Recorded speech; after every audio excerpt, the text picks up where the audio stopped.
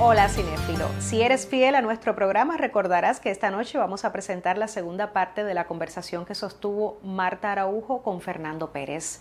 Yo pensaba cómo presentar a Fernando, que es uno de los directores de cine más importantes de nuestro país, y caí en la cuenta de que además de su obra artística personal, hay un premio entre los tantos reconocimientos que ha recibido que bien define esa faceta de su personalidad que tanto ha hecho por este arte. Me refiero al título Maestro de Juventudes que otorga la Asociación Hermanos Saiz.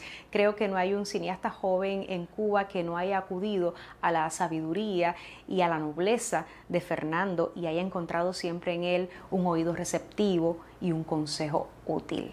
Aprenderemos mucho de cine esta noche escuchando a Fernando. Además, Joel del Río nos ofrecerá un comentario crítico sobre dos de sus obras más importantes, Clandestinos y Sweet Havana.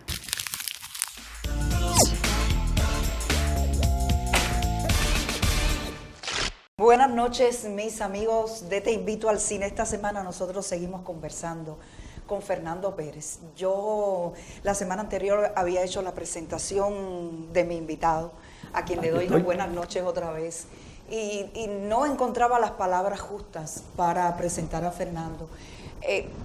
Y creo que hoy tampoco. Te doy las gracias nuevamente, te doy las gracias por estar aquí, Fernando, y por hacernos este regalo, porque de verdad que sí, es un regalo y es, creo que sí lo dije, un privilegio estar conversando con Fernando Pérez.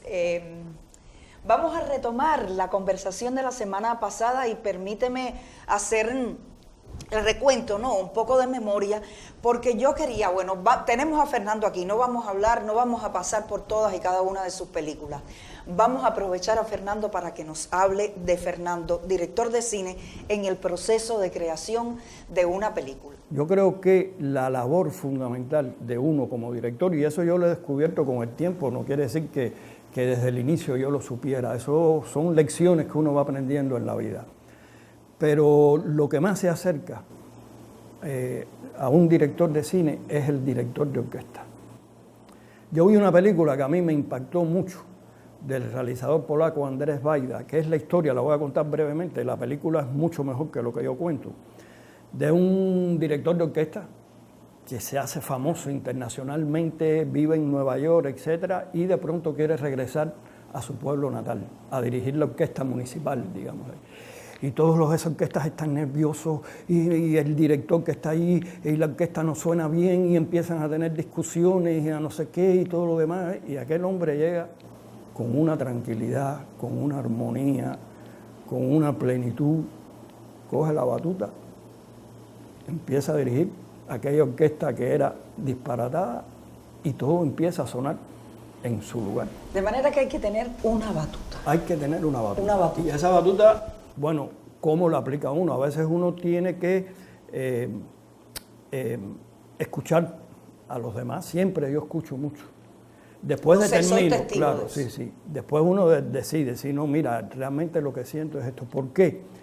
Porque en el caso mío, no quiero ser generalizador, muchas decisiones que yo tomo en el rodaje, en la edición, en la composición de la banda sonora, a veces no son decisiones, y no me da pena decirlo, racionales. Son más bien intuitivas. Emocionales. Porque el cine es eso, el cine también es una emoción. Entonces las emociones no se dirigen, eso pasa con los actores. Y hay veces que yo siento que algo lo tengo que hacer así y no puedo sustentarlo, teóricamente.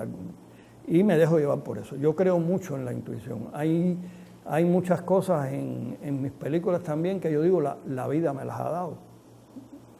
Pero también me las ha dado porque uno como que genera una energía que provoca que eso se produzca, ¿no? Y uno, también lo digo, uno no es director de cine únicamente cuando está detrás de la cámara. Yo me considero que soy director de cine las 24 horas del día. Dime no es que qué. no tenga una intimidad o no, tengo mucha...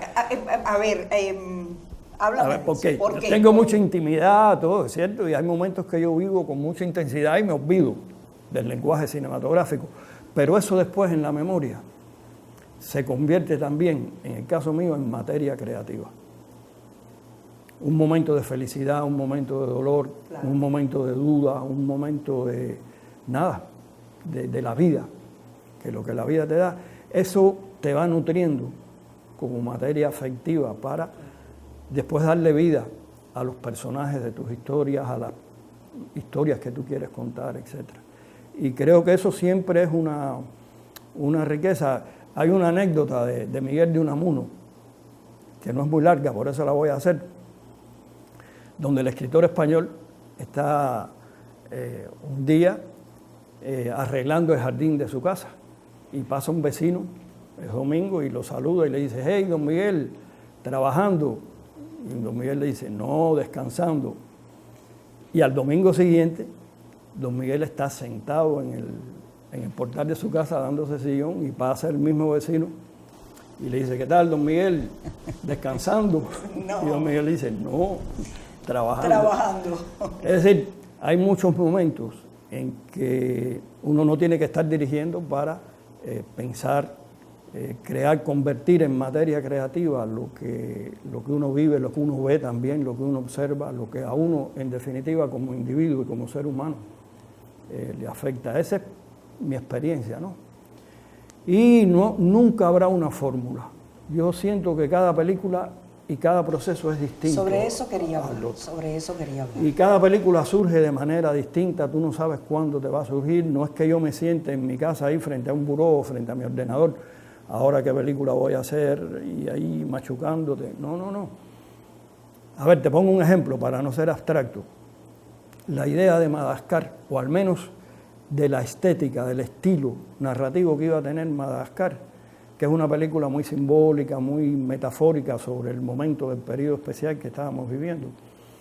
A mí me vino cruzando el túnel de La Habana en bicicleta, que no había transporte en aquella época, y eran miles de bicicletas cruzando. De manera que esa antológica escena de Madagascar y del túnel... Era la vida, yo la viví, y entonces ir por ese túnel era expresionista, porque entonces el ruido pasaba a otra cosa y tú no veías la salida, pero todo el mundo sabía que iba a salir. Yo dije, bueno, esto es una metáfora del momento que estamos viviendo, ¿no? Y esa imagen fue la que generó después esa misma estética de la historia de la contradicción entre la madre y la hija. Es decir, eso fue un chispazo que la vida también me dio. Después hay otras veces que, no sé, uno escucha una música y esa música te provoca la idea de una escena, de una historia también.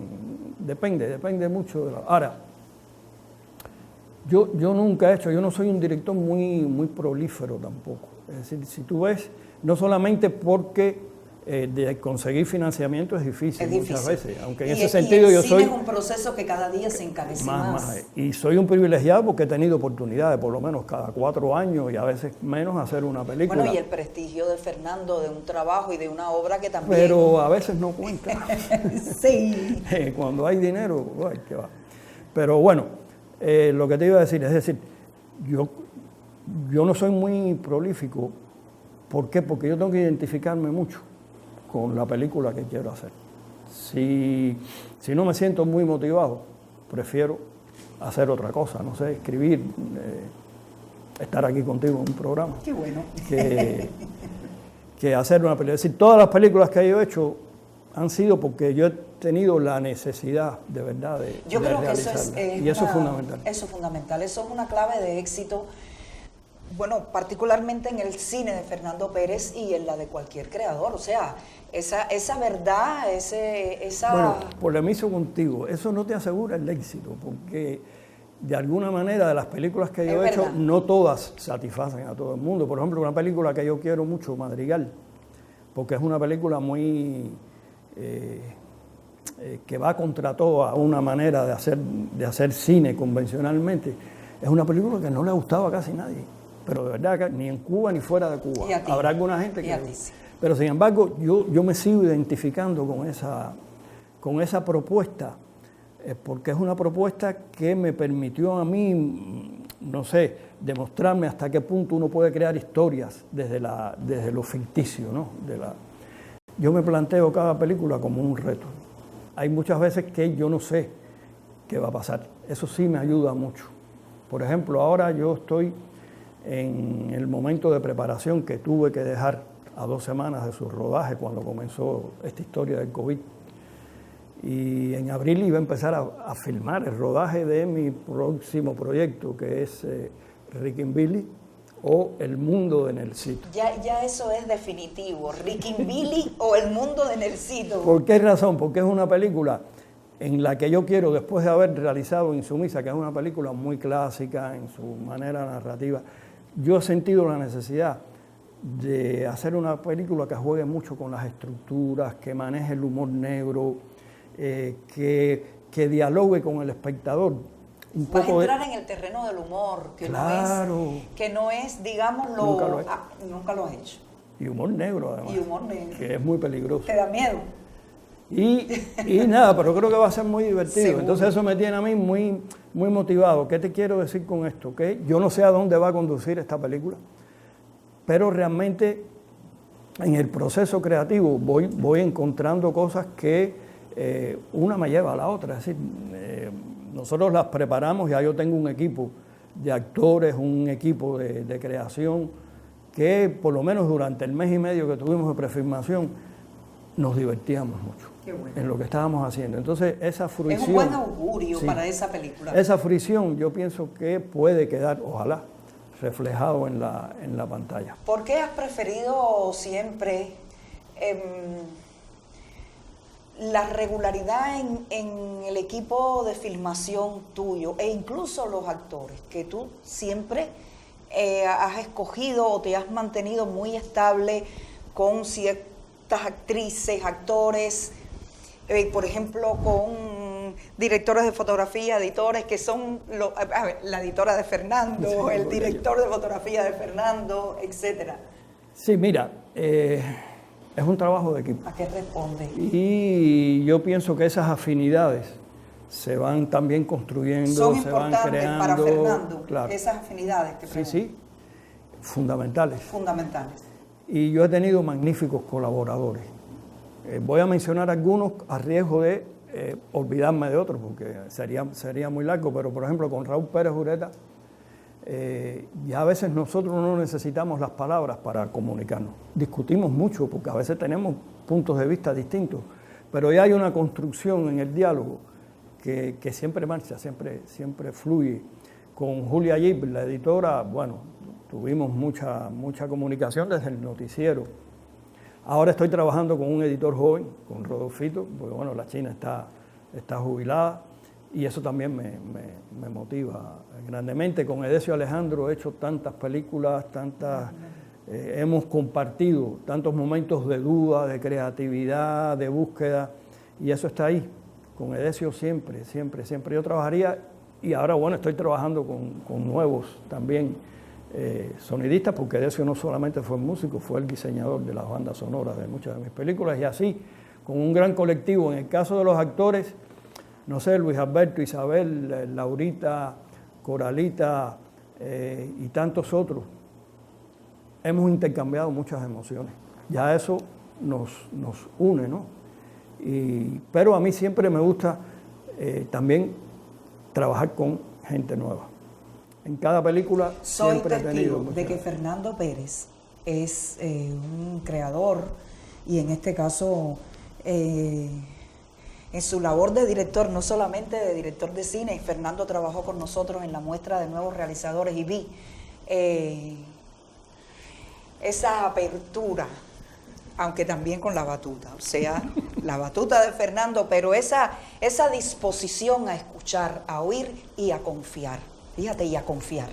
Yo todavía tengo mucha nostalgia por ese periodo de la muestra. Y yo fue también. un periodo muy lindo, muy lindo, muy Hermoso. lindo. Y yo sentía que en ese momento del ICAI era el lugar más dinámico de esas estructuras. Y realmente creo que hicimos cosas allí colectivamente, que respondió a ese espíritu de innovación, de apertura, de buscar ese cine diverso.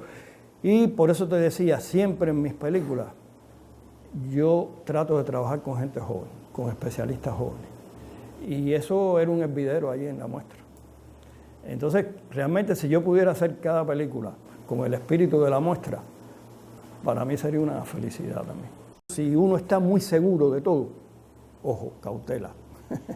Porque yo pienso que uno más que respuesta tiene que tener preguntas en un proceso creativo, ¿no? Y en un proceso de producción. Pero, por ejemplo, a mí me anima mucho ver lo que están logrando los jóvenes. Qué bueno. En su creación, a partir de lo que el cine digital ha permitido y las condiciones en Cuba, de hacer un cine independiente, de crear grupos, casas productoras, islas de edición, estudios de sonido. Y yo siento que ahí hay una dinámica que va cada vez más a la descentralización de la producción, en el caso nuestro, estoy hablando del caso nuestro. Aunque internacionalmente cada vez se hace más difícil la colaboración y la cooperación, y creo que también la situación de la epidemia esta va incluso a hacerlo más precario aún.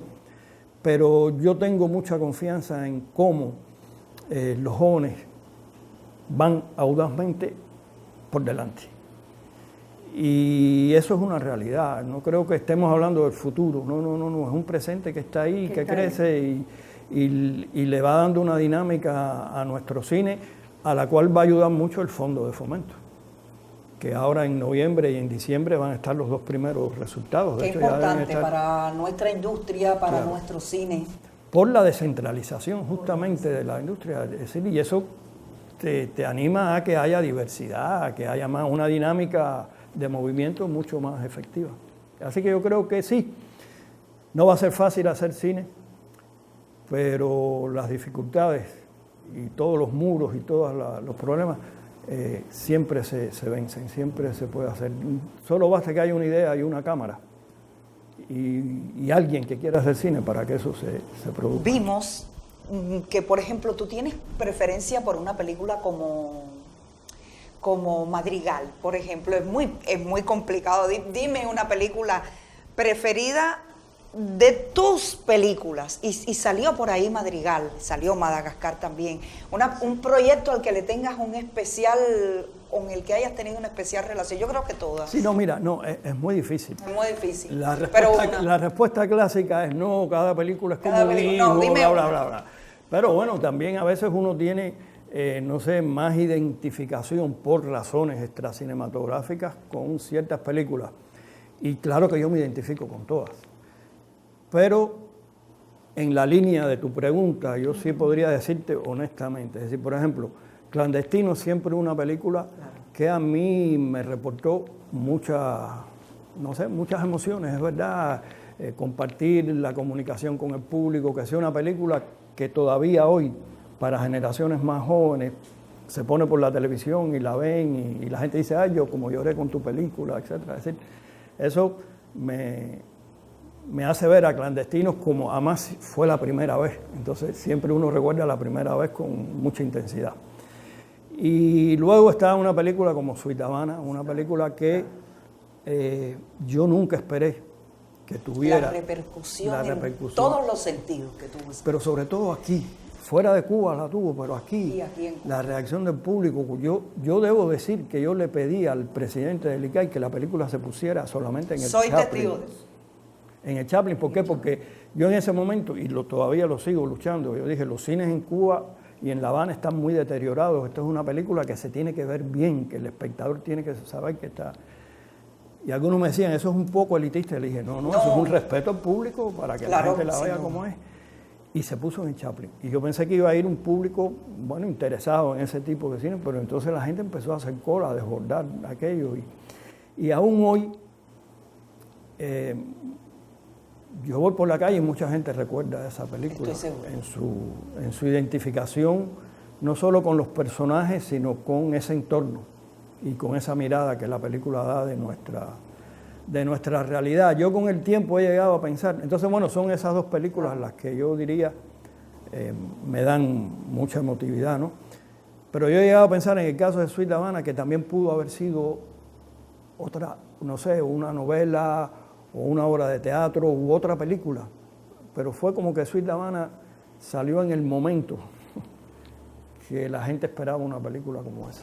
Y entonces sentir que yo estuve sincrónico con ese sentir general de mi país, eso a mí me llena de orgullo, ¿no? De satisfacción. Y a mí me llena de orgullo haber compartido esta conversación con Fernando, me llena de ese orgullo que me da la posibilidad también de haber sido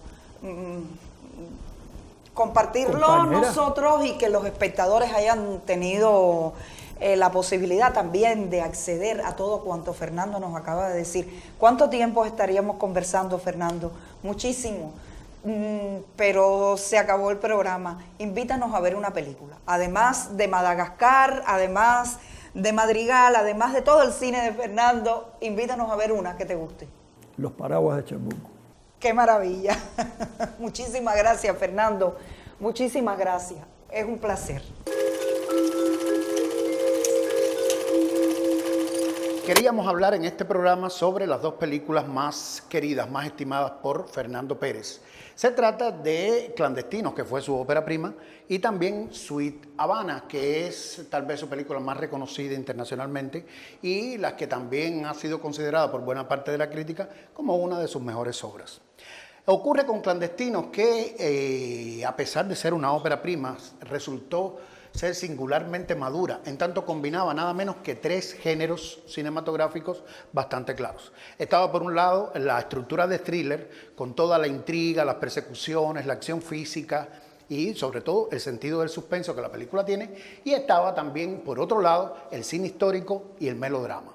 En cuanto al cine histórico, Clandestinos tenía con mucha claridad, se inspiraba en hechos y personajes reales, aunque no estuvieran identificados con los nombres que en la realidad tenían, pero se identificaba con circunstancias muy claras que habían ocurrido en la historia de este país alrededor del año 56, 58, y también por otra parte estaba la parte del melodrama, que es uno de los géneros que Fernando ha trabajado con mayor asiduidad. ¿Qué pasaba con el melodrama? Que se trataba de personajes que con un altísimo sentido del sacrificio, y ese sacrificio tenía el sentido de que estaba sustentado por lograr el bien común, por un lado, y además de eso, ese sacrificio lo llevaba de alguna manera a la redención. Y todas estas ideas están vinculadas al género del melodrama. Resultado que Clandestinos demostró su eficacia en 3 géneros cinematográficos al mismo tiempo, y además de eso también presentó, bajó a los héroes de los altares, los hizo más, les proveyó una imagen más fresca, más diáfana, más juvenil, y esto se quedó como un leitmotiv en la obra total, en la filmografía total de Fernando Pérez. En tanto, se habló en varias películas, o Fernando Pérez habló en varias películas, sobre la relación entre los jóvenes y la historia.